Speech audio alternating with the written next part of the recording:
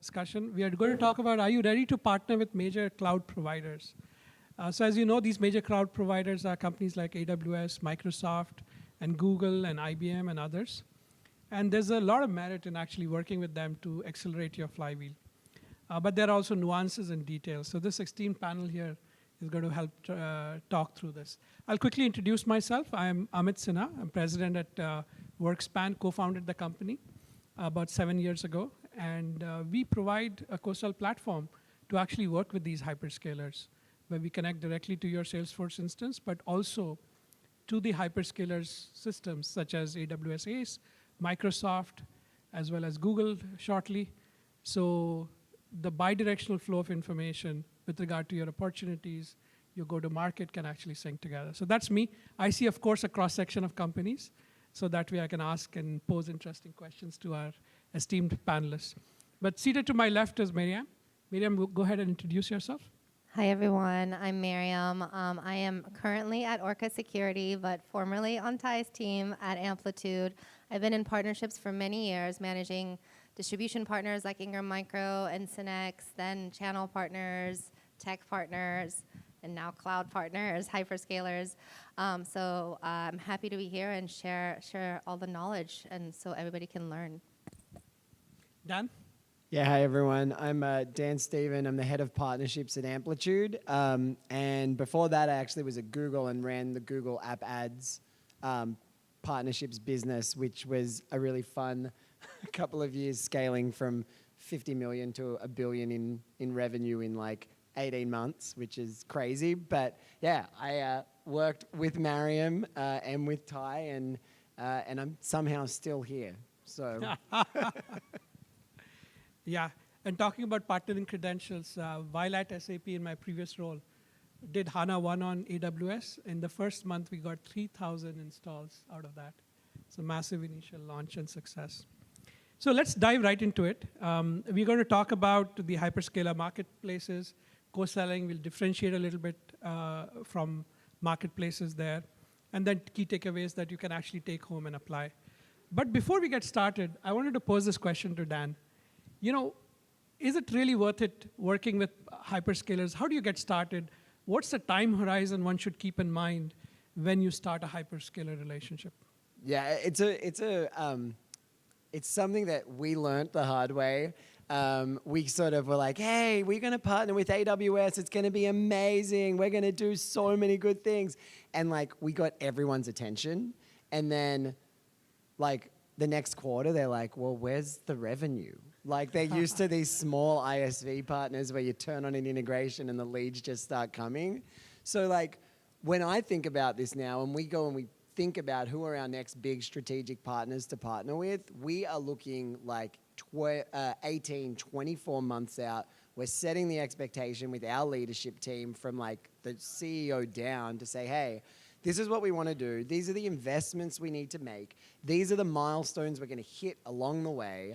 And revenue is going to be the end outcome. It is not going to be something that happens today or tomorrow. We might get lucky, but we're going to be looking at a bunch of different metrics along the way, because to what Justin talked about before, it's not just a partnership about revenue. These big cloud providers, or these big friends, as we call them at Amplitude, are so valuable to your business beyond just the leads that you can share and you can get from them. So we look at it as a really long-term investment, which means that typically the people managing these partnerships have different goals from everyone else on the team.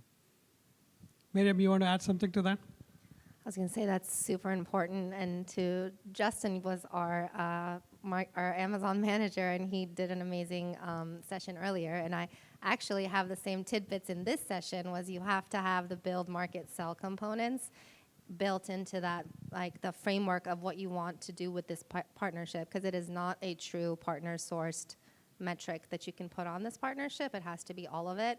And another point of Justin's that I still take, and I've seen the difference it makes, that executive buy-in is key.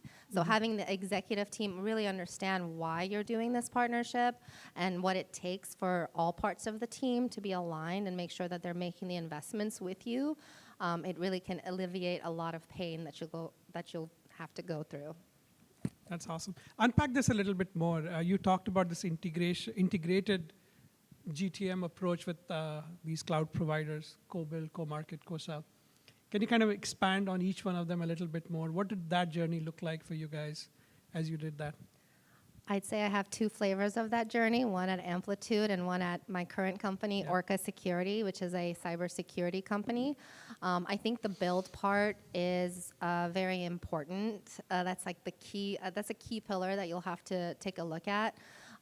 Like for Amplitude, for example, when we started the partnership at AWS, the joint story was that we are built on AWS, you are built on AWS, we help your product grow, so AWS grows, and that was the story. There was no true integration into a service, no true integration into a product, so it was a lot harder to actually gain momentum into the market. Now, Dan's taken that over, and they've done actual integrations, and that's a different story now. I'd say for Orca, the product fit, it's like we sit on top of AWS, and we actually are integrated.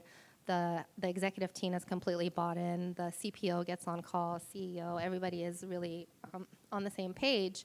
And so the product itself is a major fit for the cloud partner. So if your product's not a great fit and it doesn't tell that good joint go-to-market story, it's not going to scale. Right, Dan? Yeah, I was just going to say exactly, like drilling into a little bit of what Maryam's talking about. And I think like the holy grail for anyone in partnerships is to land the big partnership. What is like, I landed this big partnership and it's producing all these amazing outcomes for the business that are driving revenue, and look at me, I'm going to get a big fat check at the end of the year and can retire and buy the yacht that we're going to go on tonight.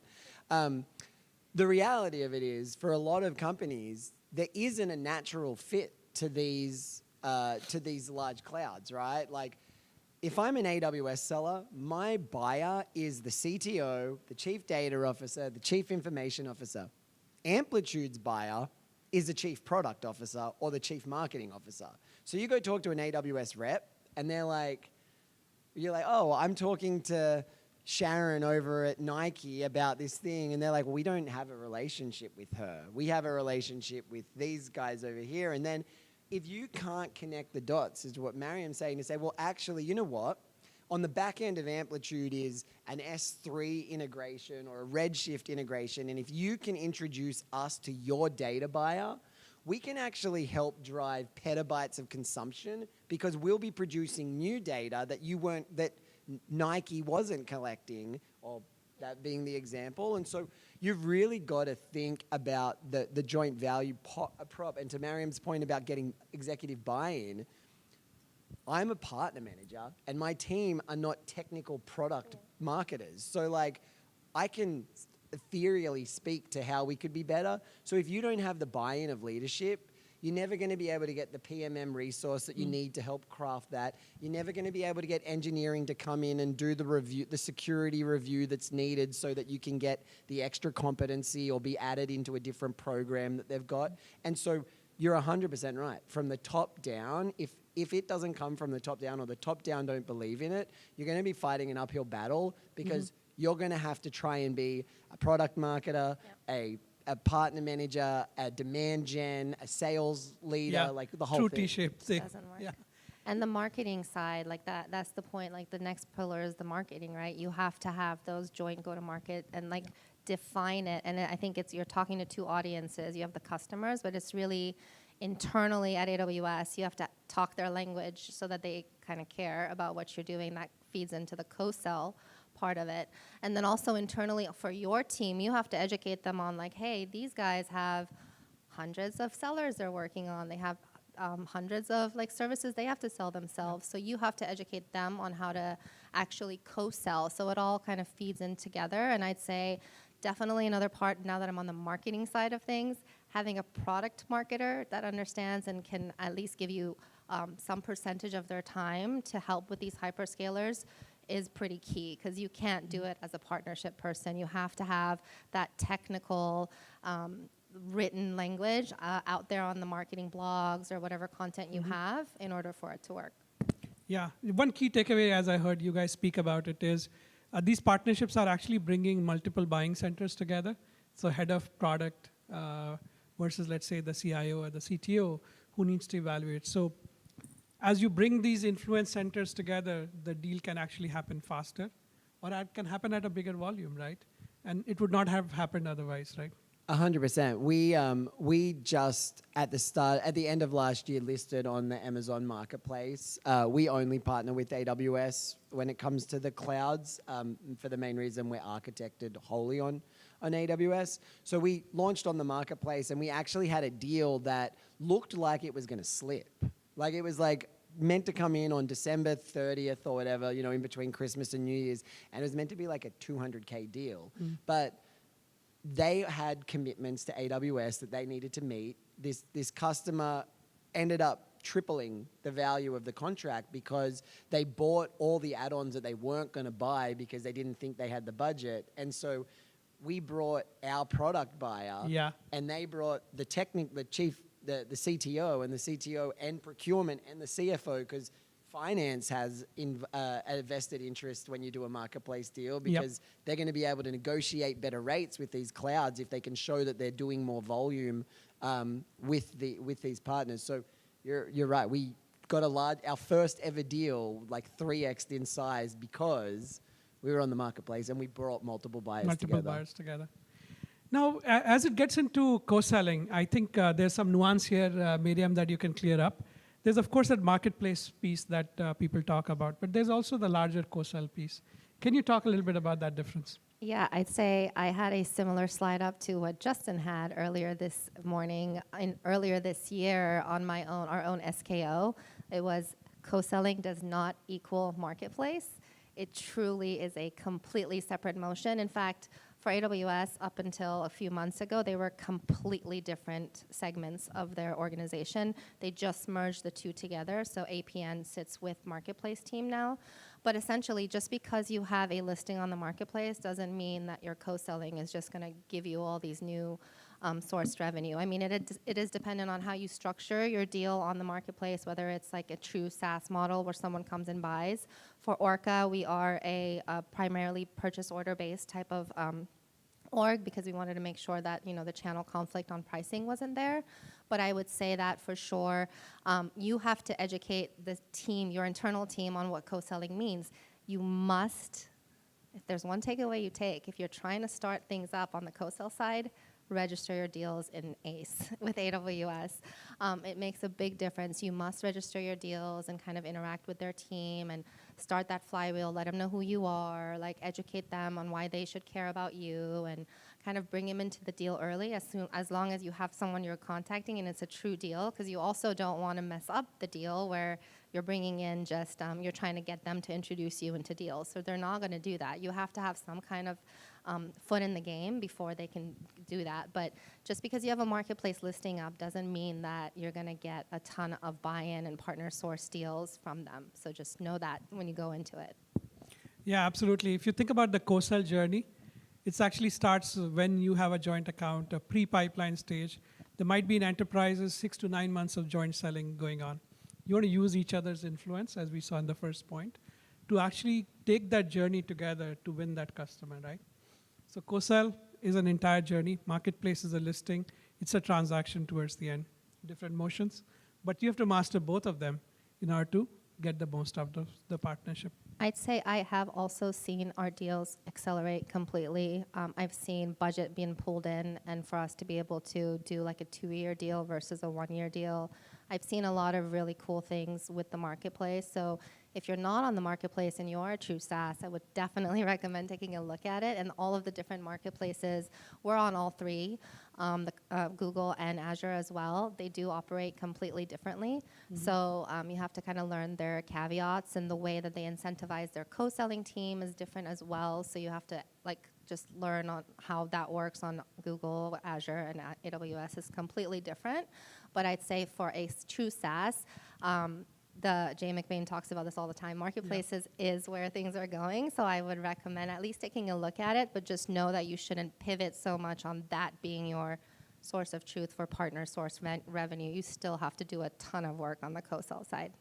Yeah, just Done. I think that is like the most critical point around marketplaces is that the unit economics need to make sense for the business. So we even looked at the Salesforce App Exchange when Maryam and I were teamed up at Amplitude, and we were like, oh, well, we should do App Exchange because it's going to open up all these things. But it was like Salesforce wanted to take like 13 or 14% of our deal, and we were like, what? To sell the deal that we already found ourselves, they're going to take 13% just for like a convenience fee, and it didn't make sense, right? So we did the unit economics, we did all the math, and we were like, you know, it doesn't make sense to do that, but you know, the Amazon marketplace did make sense, and the reason being, we looked at our customer penetration that was also an AWS customer, and we're like, look.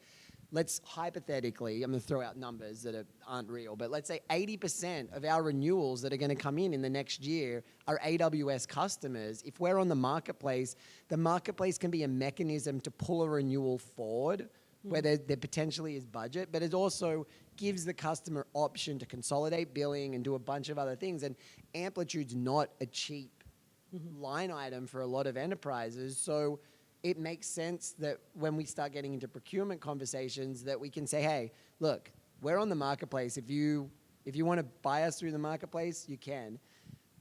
The other point is setting the expectation again with leadership that this is not, being on the marketplace is not going to be a distribution play that brings you all these new leads, which is what, funnily enough, a lot of leaders actually think. They're like, oh, we got on the marketplace, we're going to get all these leads. Now let's talk about that. So one of the interesting things is these relationships are supposed to be mutual and bi-directional, right? You're supposed to give and get, right?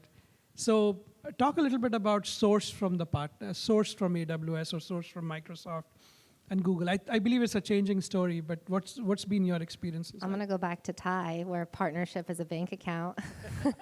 We still use that. We still use that to this day. If anybody does not use it, start using it. It makes a lot of sense. It puts the light bulb up in people's heads.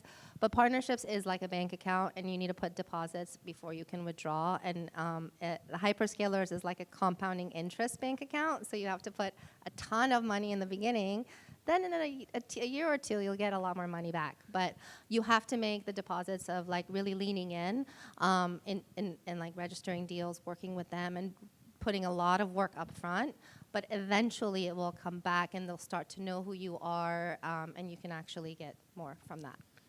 Yeah, and this is a slight pivot, but it's still talking about that, and this is a broader conversation, is if you are literally looking at these partners to drive you revenue, then you may as well not even bother, because you're just looking at the short-term focus of, oh, I've got revenue. Revenue is an immediate thing for the business. Like every quarter is the most important quarter in the company's history, whereas that's not necessarily the case with these big partners. Every quarter isn't the most important quarter because you're building for the longer term. So we look at, well, not just the revenue side of things, but how are we building brand awareness? How are we getting, like if we do a webinar with Amazon, how many MQLs, inquiries are we getting? Can we repurpose a blog post that we have on our website for the APN blog? And what's that going to do for us? We're still using a blog that Maryam and I, again, why you need a product marketer. It took us 6 months to write a blog post about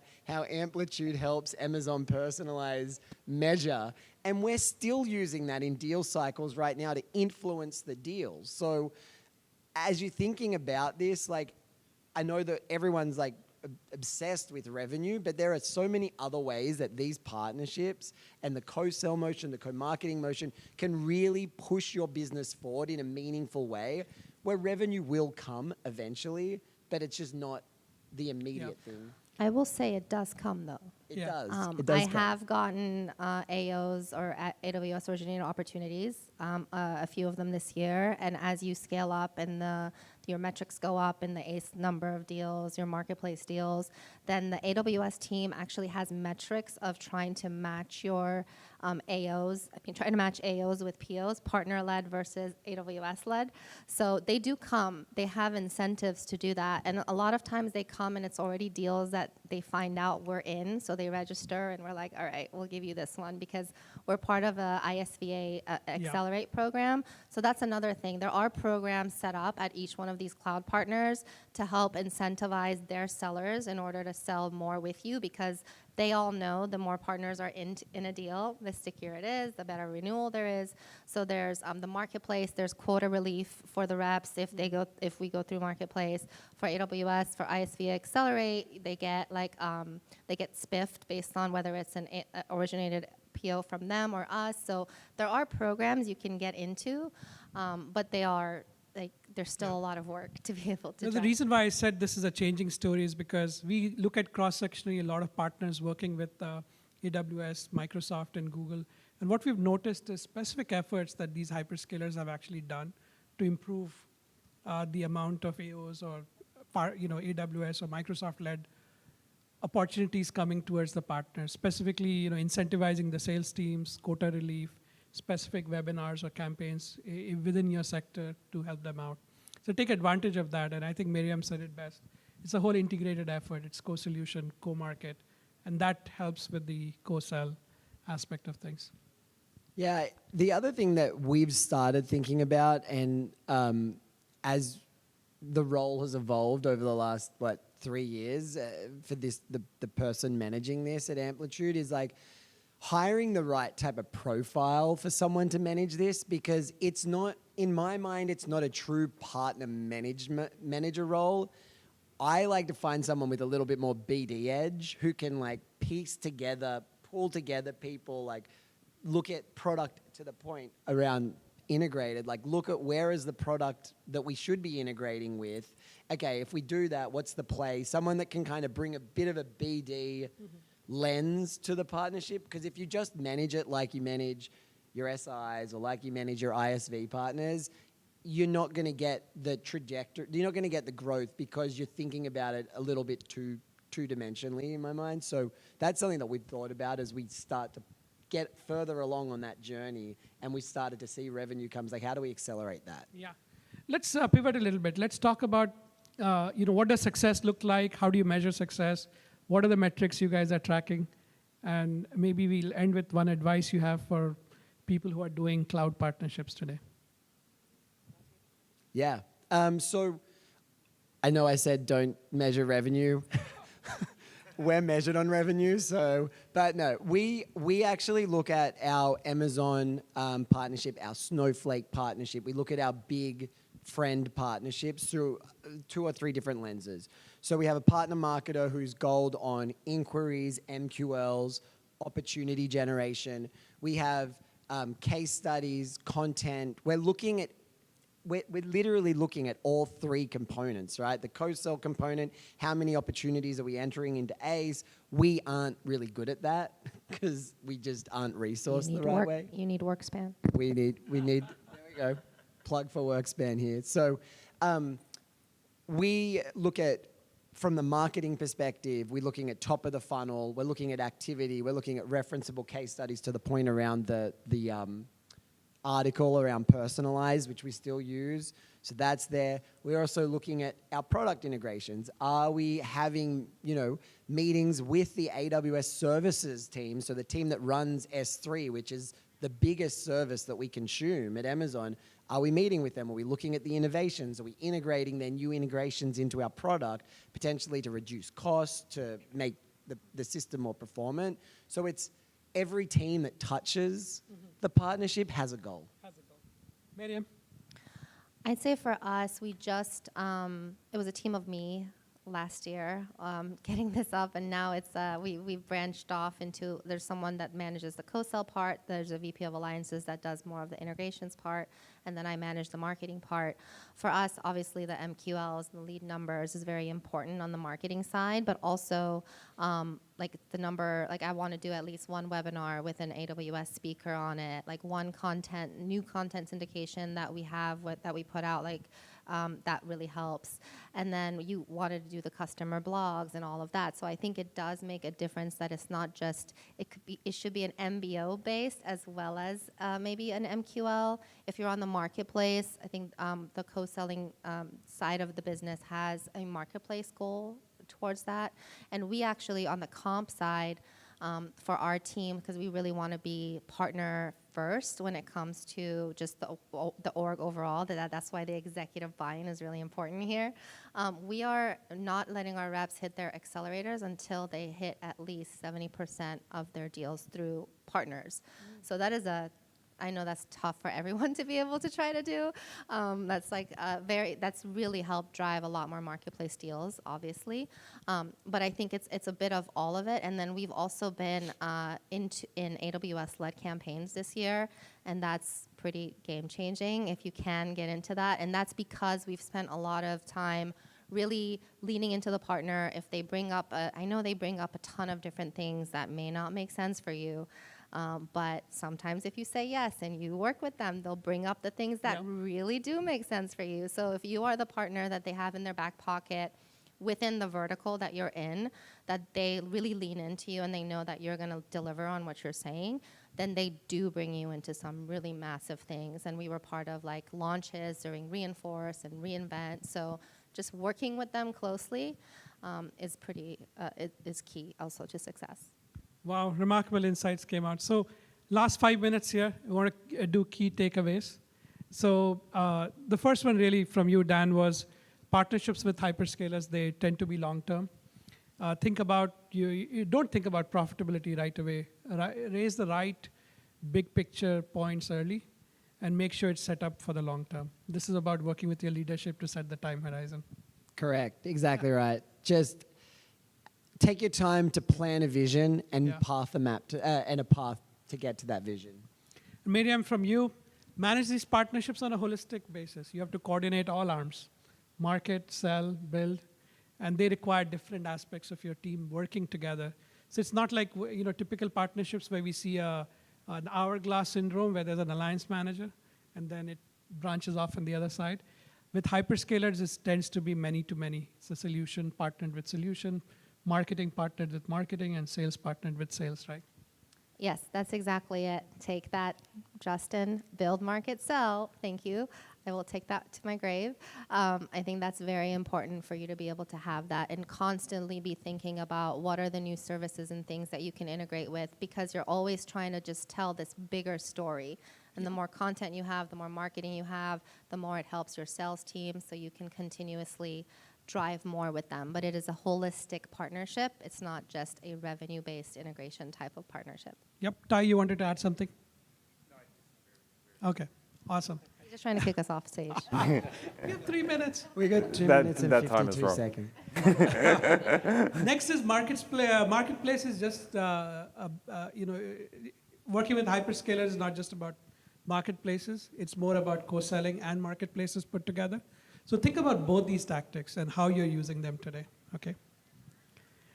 Then there are 3 business takeaways as well. Ensure that the cloud partnership is the right fit for your business. There are different kinds. It's a natural play for a security company or a data product to go along with hyperscalers. But also talking about Amplitude and SAP experiences, application companies too, where you bring different buying centers to actually then influence the deal together. So the relationship may be slightly different, emphasis may be slightly different. Just understand what the right fit for you is. Make sense? Yeah, absolutely. That was my key takeaway. My biggest learning over the last 3 years is just because they're a big behemoth out there does not make them the right partner for your particular business. Think about who your buying centers are, who you're selling to, and then align to the businesses that can help you sell to that persona. Yeah. Next one, measuring the value, right? You guys talked about different KPIs. Revenue trumps it all, but think about joint revenue, think about ecosystem sourced leads, press, but more holistically. And Dan, I think you said it best. Every function that links to a hyperscaler, you have to have a way to measure it. And then lastly, key to success with hyperscaler partnerships. I wonder if you both want to add 1 point each here. I've repeated it, but executive buy-in and make sure you're thinking about it holistically on all three fronts. Yeah. Well, awesome. This has been an engaging discussion. Please seek out these experts, Dan and Maryam. Thank you so much for enlightening us all on how to work with hyperscalers.